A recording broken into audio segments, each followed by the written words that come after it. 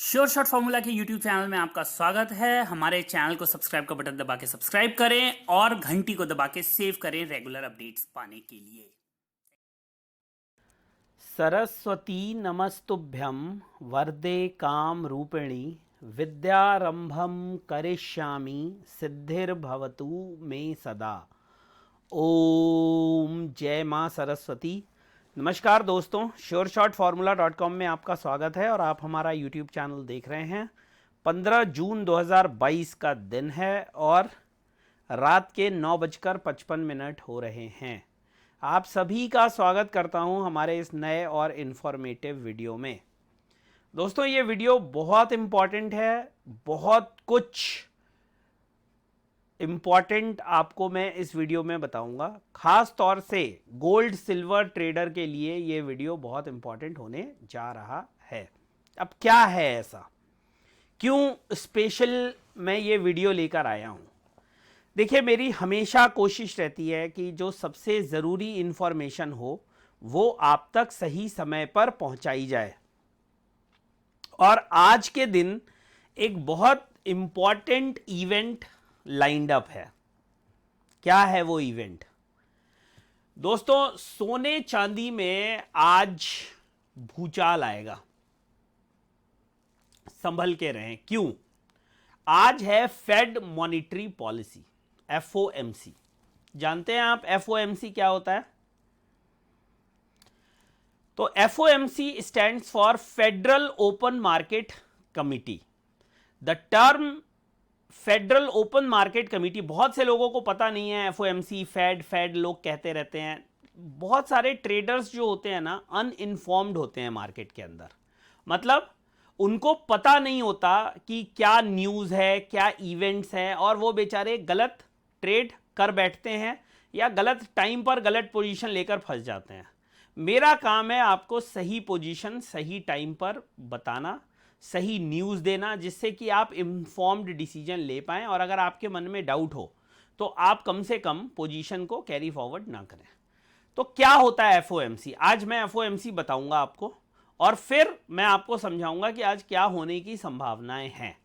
The term federal open market committee refers to a branch of a federal reserve system that determines the, ये इसको समझिएगा, that determines the direction of monetary policy in the United States by directing open market operations। तो ये FOMC जो है वो federal reserve system का एक पार्ट है जो कि डिसाइड करती है, डिटरमाइन करती है कि यूएस की मॉनेटरी पॉलिसी कैसे होगी bye directing open market operation. तो जो ओपन मार्केट के ऑपरेशंस होते हैं, इंटरेस्ट रेट्स या मनी फ्लो, इन सबको कंट्रोल करती है ये। इन्फ्लेशन के बेसिस पर जो इकोनॉमिक इंडिकेटर्स आ रहे हैं उनके बेसिस पर ये डिसाइड करती है कि रुपया ज़्यादा छोड़ना है, लिक्विडिटी सक करना है, क्वांटिटी वीजिंग करना है। बहुत सारी चीज़ें हैं जिसको ये डिसाइड करती है। जैसे इंडिया में RBI डिसाइड करती है और यूरोप में यूरोपियन सेंट्रल बैंक डिसाइड करता है। The committee is made up of 12 members including 7 members from the board and 7 members from the board. इसको बंद कर देता हूं। और हाँ, 7 members including 7 members from the board of governors, the president of Federal Reserve Bank of New York and 4 of the remaining 11 Reserve Bank presidents on a rotating basis। अब इसमें की टेकअवेज क्या है, की इंपॉर्टेंट चीज है? Federal open market committee is a branch of federal reserve system. अभी मैंने आपको बताया। The FOMC determines the direction of monetary policy, ये समझ लीजिए। The committee is composed of governors which has 7 members and 5 federal reserve bank presidents. It has 8 regularly scheduled meeting each year that are subject of speculation on Wall Street. 6 seats on FOMC are filled but 1 remains vacant as of May 2022. Understanding the Federal Open Market Committee, the 12 member of FOMC meets 8 times a year to discuss whether there should be any change in the near term monetary policy। और जो rate, interest rate का decision है वो उसी का एक part है। A vote to change policy would result in either buying or selling US government securities। On the open market to promote the growth of the national economy, the committee members are typically categorized as hawks favoring tighter monetary policies, dovish who favors stimulus, और centrists ये इसको समझिएगा, ये मैं आपके लिए special line by line कोई भी अपनी तरफ से नहीं बोल रहा हूं, सब कुछ मैं आपको यहां से समझा रहा हूं जो सबसे अच्छा चैनल है चीजों को समझने का, Investopedia. The FOMC chair is also the chair of Board of Governors. The current makeup of the board as of follows. The chair is Jerome Powell. मतलब जो Fed president है वो है Fed chairman है Jerome Powell, who was sworn in for second 4-year term on May 23, 2022. He began his first term in this role in February 2018. Powell is considered a moderate. A vice chair of the FOMC is Lael Brainard. She was also sworn in to be on the position on May 23 for full 4-year term. She joined the board in June 2016. Other Federal Reserve Board members include Michelle Bowman, Lisa Cook, Philip Jefferson and Christopher Waller. One seat remain vacant मई में, खाली है एक seat. There are 12 Federal Reserve districts, each of its own Federal Reserve Bank. These regional bank operates as extension of the central bank. The president of the Federal Reserve Bank of New York serves continuously while the president of others serve 1-year terms on a 3 years rotating schedule, except for Cleveland and Chicago which rotates on a 2-year basis. The 1-year rotating seats of FOMC are always comprised of one Reserve Bank president from each of the following groups. छोड़ दीजिए इसको. अब ये कुछ important positions हैं जिसमें कि सबसे इंपॉर्टेंट नाम है जेरोम एच पावल जो चेयरमैन है, चेयरपर्सन है, ठीक है. बाकी है अब ये एफओएमसी मीटिंग्स देखिए. एफओएमसी हैज़ 8 रेगुलरली, जो आप ये सुनते हैं कि इसका आज ये डेटा आएगा, आज ये डिसीजन आएगा, तो ये मीटिंग्स जो होती हैं इनके अंदर ये होता है. अब ये इंपॉर्टेंट समझिए, but they can meet more often if need should arise. The meetings are not held in public and are therefore the subject of much speculation on Wall Street as analysts attempt to predict whether the Fed will tighten or loosen the monetary supply with a resulting increase or decrease in interest rates. तो interest rate एक बहुत बड़ा माध्यम है जिससे कि Fed control करता है कि जो मार्केट है वहां से उसको लिक्विडिटी सक करना है या लिक्विडिटी बढ़ाना है. In recent years, FOMC minutes have been made public following the meetings. When it is reported in the news, the Fed change interest rate, it is the result of FOMC regular meetings. FOMC operations देखिए, इसके बारे में ये link मैं आपको दे दूंगा, इसको पढ़ लीजिएगा, बहुत ज़्यादा टाइम मैं इस पर नहीं लगाऊंगा. एग्जाम्पल ऑफ अच्छा FOMC मीटिंग में देखिए जो इंटरेस्ट रेट का, the fed announce an increase to the target range of the federal funds rates 0.75 to 1% after May 4, 2022. FOMC, the move came after the central bank raised rates for the first time since 2018 in March 2022 from 0% to 25 to 0.50. तो ये बाकी का आप पढ़ लीजिएगा.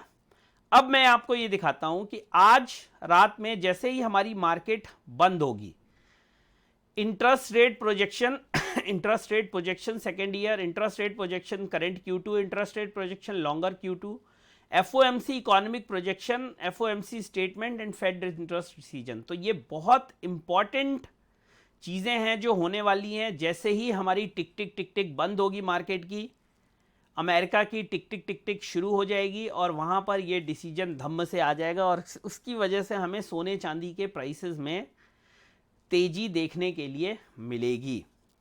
आज की अगर बात करें तो गोल्ड में जो लो है वो 50,200 का है और जो हाई बनता हुआ दिखा है वो 50,860 का दिखा है, 50,560 पे चल रहा है. वहीं अगर मैं सिल्वर की बात करूं तो लो 59,800 का बना है, हाई 61,180 का बना है और अभी 60,870 के आसपास चल रहा है. मतलब अपने हाई के पास सिल्वर चल रहा है. गोल्ड में 388 रुपए की तेजी है और चांदी के अंदर 1370 रुपए की तेजी हमें देखने के लिए मिल रही है. देखो दोस्तों, 1% से 1.5% का इंटरेस्ट रेट ऑलरेडी प्रोजेक्टेड है. अब ये होने के बाद फेड आने वाले समय के लिए क्या बोलता है उस पर बहुत कुछ डिपेंड करेगा। अगर फेड कहता है कि इन्फ्लेशन बहुत हाई है और हम आगे भी इंटरेस्ट रेट्स में बढ़ोतरी को जारी रखेंगे, तो ये गोल्ड के लिए, सिल्वर के लिए नेगेटिव हो सकता है, इवन मार्केट के लिए भी नेगेटिव हो सकता है। वहीं पर अगर जो कमेंट्री इस तरह की आती है कि हम चीज़ों को देखेंगे, इकोनॉमिक सिचुएशन को देखेंगे और इंटरेस्ट रेट अभी हम नहीं बढ़ाएंगे, तो हो सकता है कि गोल्ड और सिल्वर के लिए ये एक पॉजिटिव साइन हो। तो जो इंटरेस्ट रेट है 1% का 1.5%, ये तो होना तय है, वाइडली एजम्पशन यही है। इसके अलावा इससे ज़्यादा इंटरेस्ट रेट बढ़ जाता है या जो रिमार्क्स आएंगे मेंबर्स के, उन्होंने क्या डिस्कस किया, किधर वोटिंग हुई, किधर पे ज़्यादा लोग थे, वो बहुत कुछ डिसाइड करेगा कि आज रात में किस तरह की मूवमेंट होगी मार्केट के अंदर। समझ गए आप लोग दोस्तों कि क्या इंपॉर्टेंट चीज़ें हैं। अगर मैं बात करूं चार्ट की, स्ट्रक्चर की बात करूं, तो गोल्ड के अंदर एक रेजिस्टेंस बन रहा है यहां पर, ये डेली का रेजिस्टेंस 51,400 के आसपास, और जो सपोर्ट बन रहा है वो ये बन रहा है 50,150, ये वाला। देखेंगे आप पिछली बार भी यहां पे मार्केट रुकी थी, फिर नेक्स्ट कैंडल में 50,249 का हाई बना के और 49,670 का लो बनाया, नेक्स्ट में 572 का लो बनाया, फिर उसके बाद एक फाइनल लो 49,863 का बना, और फिर हमें ये रिकवरी देखने के लिए मिली। तो ये एक सपोर्ट है, ये रेजिस्टेंस है। आज के लिए क्या पोजीशन लेकर जाना चाहिए? मेरे हिसाब से कोई भी पोजीशन कैरी फॉरवर्ड नहीं करना चाहिए। ओवरऑल स्ट्रक्चर की बात करें तो गोल्ड नेगेटिव है, सिल्वर की बात करें तो सिल्वर भी नेगेटिव है। It should be termed as bounce back, it should not be termed as a buying opportunity. मैं इसको बाइंग अपॉर्चुनिटी की तरह नहीं देखता हूँ, ये एक बाउंस बैक देखता हूँ। अभी बहुत सारे क्राइटेरियाज हैं जो कि गोल्ड और सिल्वर को फुलफिल करने हैं अगर हमें ट्रेंड शिफ्ट देखना है तो मेरी अगर आप राय पूछेंगे तो मैं बिल्कुल नहीं कहूँगा कि आप गोल्ड या सिल्वर में कोई भी पोजीशन लेकर जाएं, चाहे वो बाइंग हो चाहे वो सेलिंग हो। ना मैं बाइंग को फेवर करूँगा ना मैं सेलिंग को फेवर करूँगा, मैं न्यूट्रल रह के जाना पसंद करूँगा और इंतज़ार करना पसंद करूँगा कल का। कल सुबह मार्केट कैसी खुलती है उसको सेटल होने देना चाहूँगा मैं। अगर नीचे की तरफ खुलेगी तो बहुत प्रोबेबिलिटी है कि मार्केट नीचे की तरफ ड्रिफ्ट कर जाएगी। अगर मार्केट गैप अप देती है तो हमें थोड़ा वेट करके कुछ छोटी कैंडल्स लगा के देखना पड़ेगा कि मार्केट किस तरह से बिहेव कर रही है, रेजिस्टेंस को होल्ड कर रही है नहीं। जैसे यहाँ पे आप नीचे देखो, ये मल्टीपल कैंडल्स देखो, इससे एक अंदाज़ा मिल रहा था कि मार्केट इसको होल्ड करना चाह रही है। यहाँ पर देखो आप 1 2, ये दोनों कैंडल्स पे लग रहा था कि मार्केट इसको होल्ड करना चाह रही है। तो कई बार जब आप वेट करते हो, थोड़ा टाइम देते हो, तो आपको एक इंडिकेशन मार्केट से मिलता है। ज़रूरी नहीं है कि वो इंडिकेशन हमेशा सही हो, लेकिन हाँ उससे एक अंदाज़ा आपको मिल जाता है कि हाँ भाई ठीक है, मार्केट ये बताना चाह रही है, इसको सुन लो। तो कल के लिए न्यूट्रल होके जाओ, लाइट रहो, कोई जल्दबाजी करने की ज़रूरत नहीं। कल फिर सूरज निकलेगा, कल फिर पंछी गाएंगे, सब तुमको दिखाई देंगे और सिल्वर गोल्ड के रेट भी नज़र आएंगे। ये तो कविता बन गई। तो कल यानी आज पोजीशन काट दो, आराम से चैन की बंसी बजाओ, सो जाओ, प्रभु को याद करो और कल मार्केट को खुलने दो। कल का कल देखा जाएगा। ये है दोस्तों मेरी राय, ये है FOMC, ये है उसकी छोटी सी कहानी।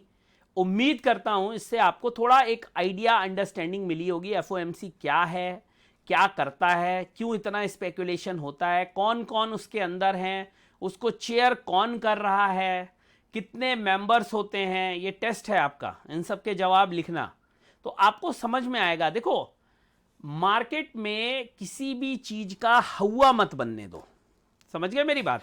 किसी भी चीज़ का मार्केट में हवा, सब कुछ जानो यार, पैसा तुम्हारा लगना है तो तुक्का क्यों लगाना। बहुत से लोगों को ये नहीं पता होगा कि आज FOMC का डिसीजन आना है, FOMC का आउटकम आना है। बहुत से लोगों को ये बात नहीं पता होगी और वो कोई भी पोजीशन लेकर चले जाएंगे। रात में जब बड़ी मूवमेंट होगी तो उनको समझ में आएगा कि अरे यार ये क्या हो गया, मुझे अगर पता होता तो शायद मैं वो पोजीशन नहीं लेके जाता। नहीं तो जिन लोगों को पता भी होगा उनको एक मोटा मोटा आइडिया होगा कि fed fed fed fed FOMC FOMC FOMC उन्होंने सुना होगा, लेकिन ये होता क्या है, कैसे डिसीजंस लिए जाते हैं, उनका इम्पैक्ट क्या पड़ता है, लिबरल डॉविश क्या पॉलिसीज होती हैं, कौन उसको चेयर करता है, कौन कौन उसके पार्ट होते हैं, और ओपन मार्केट ऑपरेशंस को कैसे वो कंट्रोल करता है, ये सब चीज़ें बहुत से लोगों को नहीं पता होंगी। और हमारी कोशिश यही रहती है कि हम आपको ये सब जानकारियां दे सकें। देखिए, मैं भी कोई भगवान नहीं हूं, मैं भी कोई सब कुछ जानता हूं, ऐसा नहीं हूं, लेकिन हाँ, मैं पढ़ के पढ़ाने की कोशिश करता हूं। कुछ लोग जानते हैं, पढ़ा सकते हैं, कुछ लोग नहीं भी जानते हैं तो भी अगर प्रयत्न करें, प्रयास करें तो वो पढ़ा सकते हैं। उसके लिए उनको पढ़ना पड़ता है। तो मैं भी यही करता हूँ, मैं पढ़ता हूँ और फिर मैं आपको पढ़ाता हूँ, उसमें कोई बुराई नहीं है। ठीक है, तो ये था दोस्तों आज का वीडियो पसंद आया हो तो लाइक शेयर सब्सक्राइब ज़रूर करिए, और लोगों के साथ इसको शेयर करिए। इन्फॉर्मेशन है, जिनके साथ भी आप शेयर करेंगे उनको इसका कोई ना कोई फ़ायदा होगा। नुकसान इसका, ये होम्योपैथी की दवाई है, इसका फ़ायदा तो है लेकिन नुकसान कोई नहीं है। तो इसको शेयर ज़रूर करिएगा अपने दोस्तों के साथ, अपने और ग्रुप्स के साथ, और जानकार जो हैं आपके उनके साथ, कि उन्हें भी पता लगे कि ये डेटा कहाँ से आता है, क्यों आता है, इसका क्या इम्पैक्ट पड़ता है, आपको इसे किस तरह से यूज़ करना है। और जाते जाते फिर मैं आपको बता दूं, मैं न्यूट्रल हूँ, ना पॉजिटिव हूँ ना नेगेटिव हूँ, मैं न्यूट्रल हूँ। मैं आज रात में कुछ भी करके नहीं जाना चाहता, ना मैं करके जाऊँगा ना अपने क्लाइंट्स को करवा के ले जाऊँगा। ठीक है, चलिए, आज्ञा आदेश और आशीर्वाद दीजिए। टेलीग्राम पे मुझे ज्वाइन कर लीजिए। वीडियो पसंद आया हो तो लाइक शेयर सब्सक्राइब करिए। टेलीग्राम पे मुझे ज्वाइन करिए। टेलीग्राम का आईडी यहाँ दिया हुआ है, श्योर शॉट फॉर्मूला फैमिली। वहाँ इंपॉर्टेंट अपडेट्स देता हूँ, आज भी इंपॉर्टेंट अपडेट्स डाले हैं। उसके अलावा लिंक भी दिया हुआ है मैंने इसी वीडियो के डिस्क्रिप्शन में, वहाँ पर भी जाके आप मुझे ज्वाइन कर सकते हैं टेलीग्राम पे। बहुत बहुत धन्यवाद। जय हिंद, वंदे मातरम।